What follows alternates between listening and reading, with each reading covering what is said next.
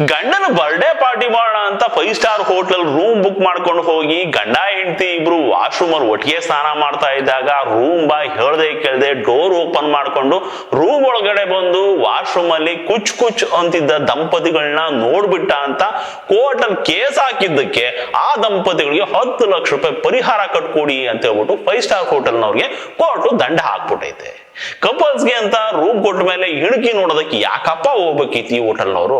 ಗಂಡ ಹೆಂಡತಿ ಅಂದ ಮೇಲೆ 1000 ಇರ್ತವೆ, ರೂಮ್ ಅಲ್ಲಿ ಇರ್ತಾರೋ ವಾಶ್ರೂಮ್ ಅಲ್ಲಿ ಇರ್ತಾರೋ ಅದು ಅವ್ರ ಚಾಯ್ಸು. ಅವನು ಯಾರು ರೂಮ್ ಬಾಯ್ ಮಾಡಿದ ಎಡವಟ್ಟಿಗೆ ಹೋಟೆಲ್ ಓನರು ದಂಡ ಕಟ್ಟಂಗಾಯ್ತು ನೋಡಿ. ಇವಾಗ ಅಂದ್ರೆ ಇಲ್ಲಿ ಗ್ರಾಹಕರ ಹಕ್ಕುಗಳು ಎಷ್ಟು ಇಂಪಾರ್ಟೆಂಟ್ ಆಗುತ್ತೆ ಅನ್ನೋದನ್ನ ಮ್ಯಾಟರ್ ಆಗುತ್ತೆ.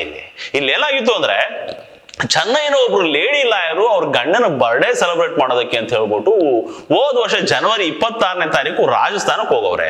ಉದಯಪುರದ ಲೀಲಾ ಪ್ಯಾಲೇಸ್ ಹೋಟ್ಲ್ ಅಲ್ಲಿ ಪರ್ ಡೇ 55,000 ದುಡ್ಡು ಕೊಟ್ಟು ರೂಮ್ ಬುಕ್ ಮಾಡವ್ರೆ. ಒಂದೇ ದಿನ ಇದ್ರು ಸ್ಟಾರ್ ಹೋಟೆಲ್ ನೆಮ್ಮದಿಯಾಗಿದ್ದು ಹೋಗ್ಬೇಡ ಅಂತಲೋ ಏನೋ. ಹಿಂಗೆ ಬುಕ್ ಮಾಡ್ಕೊಂಡ ರೂಮ್ ನಲ್ಲಿ ಗಂಡ ಹೆಂಡತಿ ಒಟ್ಟಿಗೆ ವಾಶ್ರೂಮ್ ಹೋಗಿದ್ರಂತೆ ಸ್ನಾನ ಮಾಡೋದಕ್ಕೆ. ಆ ಟೈಮಲ್ಲಿ ರೂಮ್ ಕ್ಲೀನ್ ಮಾಡೋದಕ್ಕೆ ಅಂತ ಹೌಸ್ ಕೀಪಿಂಗ್ ಅವನು ಡೋರ್ ಓಪನ್ ಮಾಡ್ಕೊಂಡು ಒಳಗ್ ಬಂದ್ಬಿಟ್ಟವನೆ.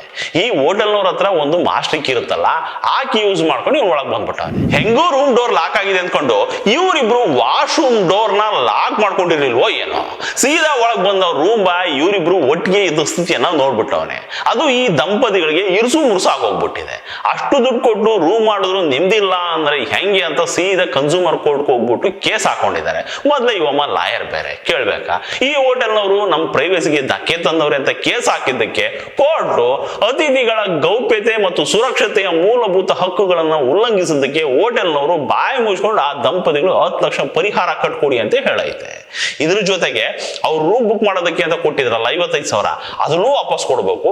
ಇವ್ರು ಕೋಟಿಗೆ ಖರ್ಚು ಮಾಡಿದಾರಲ್ಲ 10,000 ರೂಪಾಯಿ, ಅದನ್ನು ಹೋಟೆಲ್ನವರೇ ಕೊಡ್ಬೇಕು. ಅಷ್ಟೇ ಅಲ್ಲ, ಇದಕ್ಕೆಲ್ಲ 9% ಬಡ್ಡಿ ಸೇರಿಸಿ ಆ ದಂಪತಿಗೆ ಕೊಡ್ಬೇಕು ಅಂತ ಆರ್ಡರ್ ಮಾಡೈತೆ. ಅಂದ್ರೆ ಈ ತರ ಗ್ರಾಹಕರ ಹಕ್ಕುಗಳಿಗೆ ಚ್ಯುತಿ ಬಂದಾಗ ವಾಯ್ಸ್ ರೈಸ್ ಮಾಡಬೇಕು. ಅದು ಯಾವುದೇ ತರದ ಗ್ರಾಹಕ ಸೇವೆ ಆಗಿರ್ಲಿ, ಅಲ್ಲಿ ಗ್ರಾಹಕರಿಗೆ ತೊಂದರೆ ಆದಾಗ ಧ್ವನಿ ಎತ್ತಬೇಕು, ಕಾನೂನಿನ ರೀತಿ ಕ್ರಮಕ್ಕೆ ಮುಂದಾಗಬೇಕು. ಕೋರ್ಟ್ ಯಾವಾಗ್ಲೂ ಗ್ರಾಹಕನ ಹಿತರಕ್ಷಣೆಯನ್ನ ಕಾಪಾಡುತ್ತೆ. ಅದಕ್ಕೆ ಯಾವಾಗ್ಲೂ ತುಂಬಾ ಜನ ಏನ್ ಮಾಡ್ತಾರೆ, ಏನೇ ಪ್ರಾಬ್ಲಮ್ ಆದ್ರೂ ಕೂಡ ಹೋಲಿ ಬಿಡು ಅತ್ತಾಗೆ ಅಂದ್ಕೊಂಡು ಸುಮ್ಮನೆ ಆಗ್ಬಿಡ್ತಾರೆ. ಹಂಗೆ ಮಾಡಬಾರ್ದು.